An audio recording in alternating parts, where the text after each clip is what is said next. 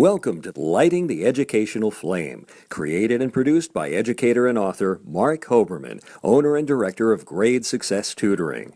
Mark will be joined by Susan Brender, CEO and host of The Susan Brender Show. The purpose of this program is to offer our listeners a variety of stories dealing with many interesting topics surrounding education. It is our hope that students and parents alike will benefit from the wide range of topics, including study skills, test prep, anti-bullying, sports, music, and more. We hope you enjoy our show, Lighting the Educational Flame. Hello and welcome to the talk show, Lighting the Educational Flame, brought to you by Grade Success Education.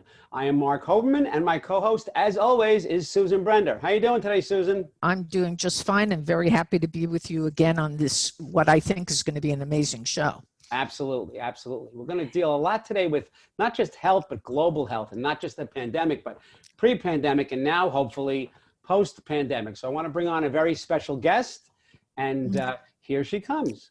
Our guest today is global health advocate and host, actually, of the Global Health Pursuit, Hetal Baman. Hetal, welcome to Lighting the Educational Flame. Thank you so much for having me. You know, Hetal and Mark, I want to talk about this. Hetal, you know, it's very interesting because you were a biomedical engineer and there weren't too many women in this field. And in fact, Mark, you know, my husband actually is an electrical engineer. And when he studied with all the people in his classes, there weren't too many women. So I want to know, and I'm very interested in understanding how you got started in this. But before you answer that, let Mark ask you a question and then we'll start discussing that. Well, I want to know first about your family background, and then we can go right into your answer about the females in the field. So tell us a little bit about your family background. Sure. So my family is South Asian. So my parents are both immigrants from India. They worked very hard. My dad's a dentist, and my mom is a microbiology technologist. So she works in a lab here. So both science. My whole family, they're all in the health field. Almost every single person is a doctor or a physical therapist or something, some sort of health profession. And so naturally, I wanted to go into some type of health field. And to answer your question, Susan, how I got into biomedical engineering, it was kind of around the bush in the sense where I thought that I was going to go to med school, right? So I thought I was going to go to med school just like my other cousins, and there was something inside me that told me that I wasn't going to do that, but I was like, okay, let's just see what happens if I study biomedical engineering, maybe go to med school, but if I don't, I have a great fallback career, right? Yeah. So I didn't want to study bio or physics, so just like a hard science. I wanted something where I could use some critical thinking skills. A lot of engineers, they'll say that engineering school really just teaches you how to think. And they'll give you some tools. For example, for me in biomedical, I learned a little bit about electrical, a little bit about mechanical, a little bit about, structural engineering. There's literally every single little thing, but how to apply it to the human body. And so that was pretty intriguing to me, and that's really how I ended up in the engineering field in biomedical, specifically. The comment that you made about how in engineering there's really not that many women, and that's very true. I actually found that in biomedical engineering there were a few more women in my class, but I went to RPI, the men to women ratio there was like 75-25. So I had to find my little group of girlfriends like very fast. So yeah, I mean, it's something to get used to. I'm totally used to walking into an office and there be maybe 3 girls and the rest being guys. I'm just used to it. Yeah. I want to know about your passion. Hetal, you chose to fulfill your passion in the form of a podcast. Now, this is what we do, and we find that I'm speaking for you, Mark, on this, but we find this to be a very interesting idea, and it really is exciting to do it. And so I want to know from you, Hetal, do you feel as passionate about it as we do? So the reason why I started a podcast was because I wanted to learn. So I'm a big learner. For a while, I was even thinking if I should go back to school and get my MBA or MPH or any of that type of thing. But I realized this year, actually, earlier on, that I just wanted to educate myself and spread awareness of global health issues. And what happened was I was going through a little bit of a crisis, and I was just like, I don't think I'm very happy in my day-to-day job. I really want to go out there and serve. How can I do this?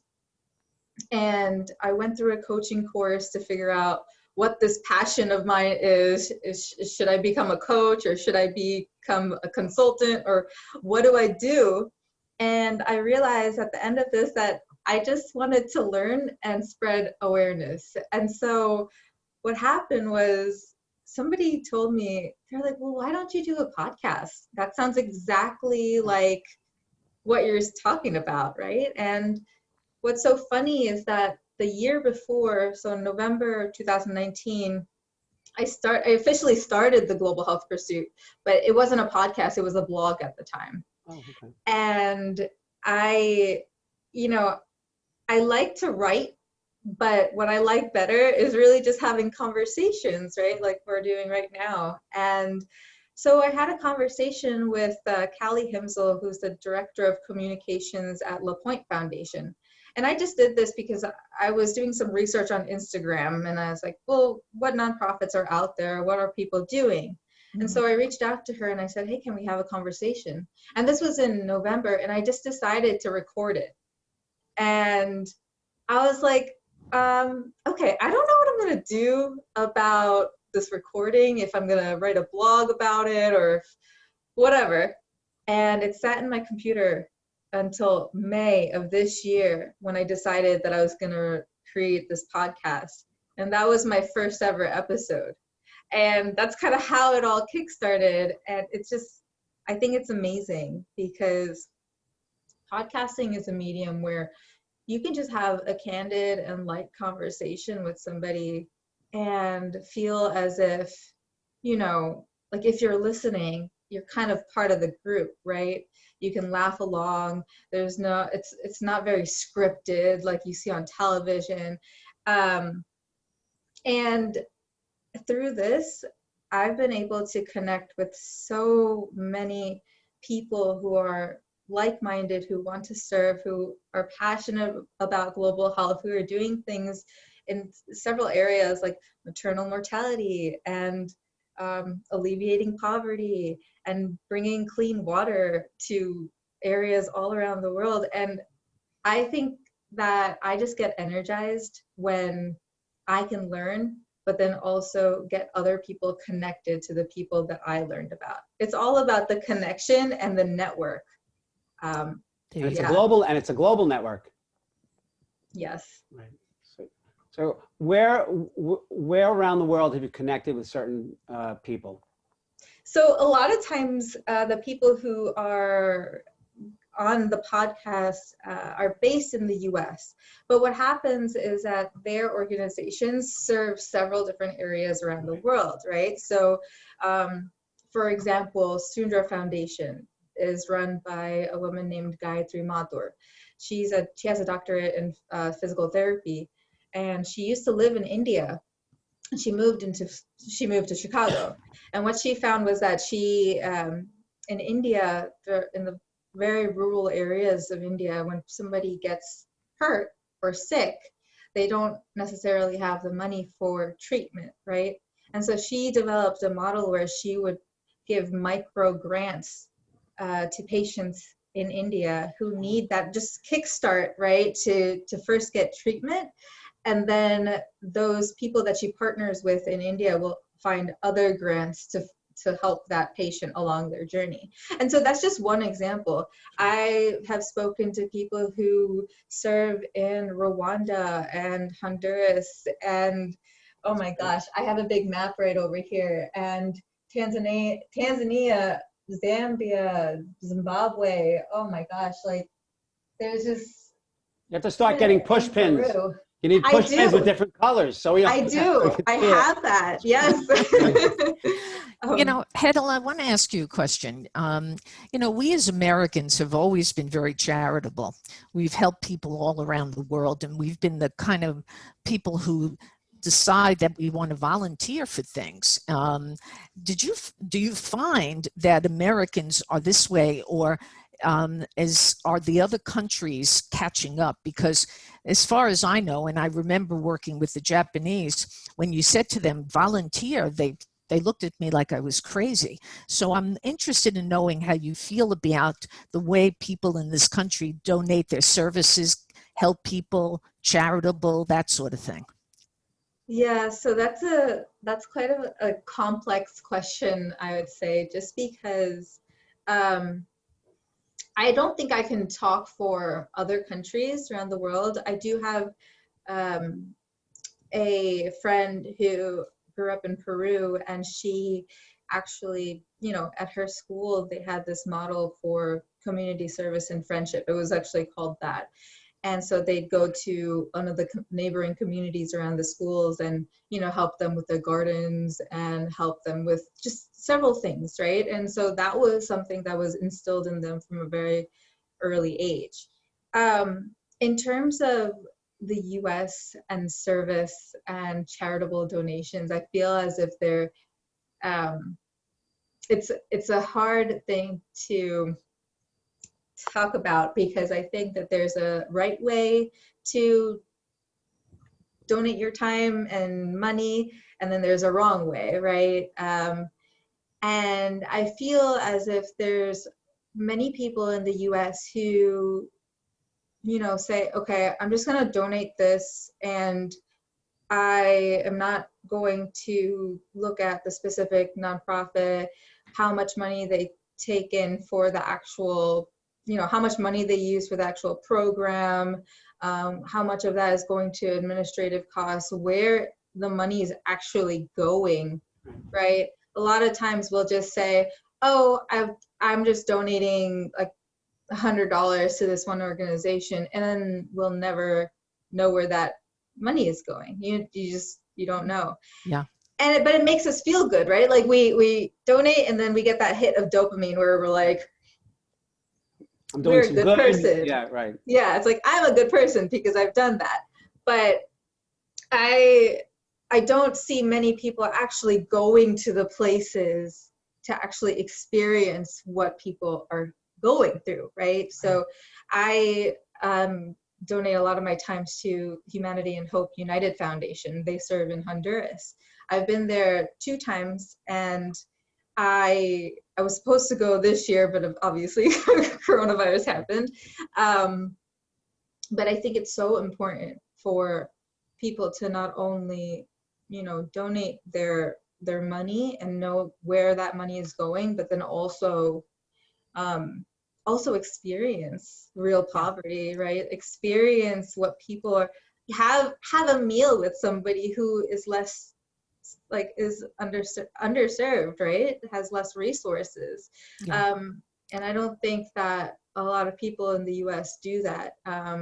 They'll see pictures, but pictures I don't think that lines up with, you get off the plane and you step onto the dirt and you feel the humidity in your face, and like it's all 5 senses, right? That I think changes is something that it would change your perspective for sure. And many people say, oh, that's something that I would love to do, but I've just never had the time, or that's just not something that I would want to do, or I don't know, I'd rather take these 5 days for vacation rather than going to serve, right? And the easiest thing is just giving money.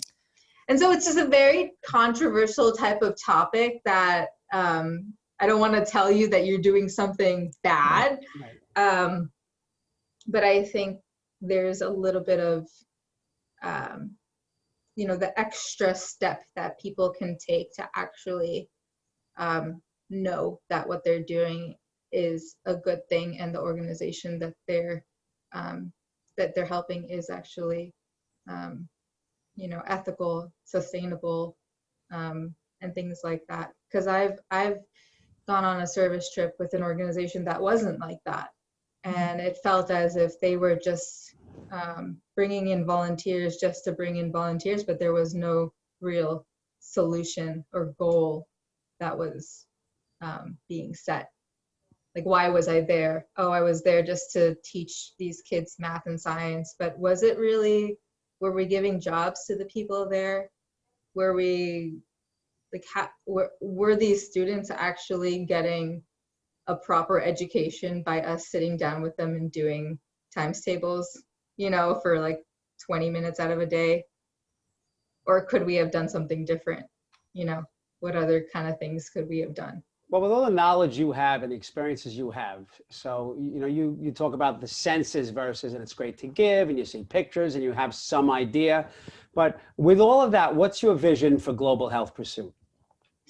Yeah, so, you know, for me, I think my vision changes every 3-4 months. But right now, I'm really focused on building a network.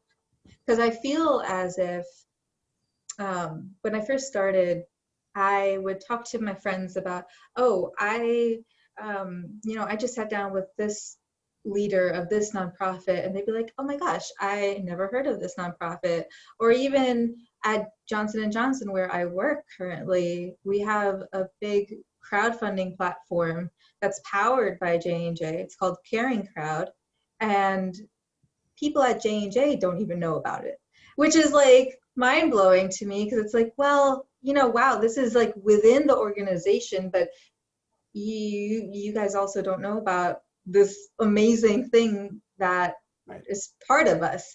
And so what I've noticed, that there's a gap in nonprofit, global health, and people actually coming together, knowing about each other, and actually helping each other out. Because you'll find that, for example, how many water organizations are there all over the world? So many, right? Something that I would think about is, okay, well, what if these two organizations came together? What if they're working in the same country and they came together? They know about each other from this network that I want to build, right, and say, hey, can we work together? And can we fulfill our goal together? Do you have resources that I don't have? Can we, you know, like, it's just that instead of working in silos, you're able to realize that there is somebody else. You don't have to rebuild the wheel, right? And come together to work on the same thing. It's right. Just, it's something that I was just so intrigued by, because I was like, well, why doesn't this organization know about this organization? They both work in Honduras. Right. You know. Do you think they don't know about each other? Or they just like in their little tunnel vision, here's what we're doing and here's our goal? You know, I think that just, and I don't think it's any fault to their own. It's just they have, like, there's an organization, they work in a specific community, and that's what consumes their days and their nights. I don't think that they're, like, if there was an actual easy way to look up a similar organization that's in the same vicinity as you, then that would be super awesome, right? But that's just not, unless they had somebody on their team that actually like went out and tried to connect. That's why there's volunteers, right? Like, for example, I'm a volunteer for H&H, and I reached out to the founder of H&H to say, hey, there's another organization in Honduras. You guys should connect just to see what you can do together, if there's something that maybe you can help each other out. Because just recently, Hurricane Iota and Eta like just hit Honduras and completely destroyed a couple of communities. Oh, wow. Mm-hmm. And it's almost like, well, all right, what do we do? You know, how can we work together? It's just, it's like a simple, very, very simple concept. But I think that if I'm able to just build some type of web of people that can come together and maybe even become some sort of like hackathon, you know, like a conference every year where organizations can come together, and then they can shake hands and be like, hey, oh, this is awesome. You work on this. Like, I work in Venezuela, but you work in India, but we have similar ideas. How do we work together? It's so simple. It's so simple. Hetal, you've drastically changed from the beginning that you started to do all these things, and now you're really into it big time. And what is your way of, we're going to finish your show soon, so I want to know, and I want our audience to understand what's in store for you right now. How do you see this whole picture of what you were talking about changing and meeting your goals?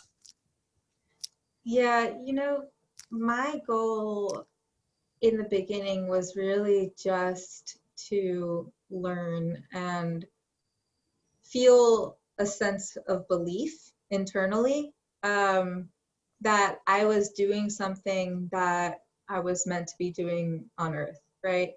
For a long time, it was very much okay, your parents want you to go to med school, so that's probably what I'll do, right? And it didn't come until this year, or even late last year, where I started to ask myself, well, what do I want to do? Like, why do I feel like unfulfilled? I'm doing what I'm supposed to be doing. Like, I got the biomedical engineering job. I'm working for a great company. I have a great position at the company. Why is it that I still feel like somewhat of a gap, right? And I think that my real goal is just really to have some type of impact on people's lives, and I feel happy when I'm able to connect people. For example, I did an interview for one of these nonprofits, and a friend of mine said, I listened to your interview. I reached out to that leader, and now I'm on the board. Wow. Because I wanted to get involved. That's great. And that makes me so happy. Sure. Because now I'm getting the word out there, and then at the same time, these nonprofits that are struggling to spread awareness and struggling to get volunteers to help them out, that gap is filled, right? And I think that as long as I continue to do this, things will happen on their own. Because I feel as if a lot of times people set tangible goals of, I'm going to achieve XYZ numbers, or I'm going to make this many dollars for next year. But for me, I think I'm really just chasing the feeling that I want to have, right? And that's just true fulfillment and happiness, right? And I really don't, I'm not somebody that wants to climb the corporate ladder. That idea, that's been gone for a couple of years, because it's just not. I would look at my higher ups and say, well, do I really want to be in your position? Yeah, it's always no, right? Because I knew that there was something else out there, and it's hard to say, in 5 years I want to do X, Y, and Z. I just want to continue to do this, build the network, and I think that the network will do the work for itself, to be honest. And there's so much that you do, but Hetal, a lot of people are going to want to know more about you, more about your podcast. Where can people go to find out more about you and your show? Sure. So you can always go to my website. It's www.globalhealthpursuit.com. And you could also email me. So it's hello@globalhealthpursuit.com. You can find me there. You can also find me on Instagram @globalhealthpursuit.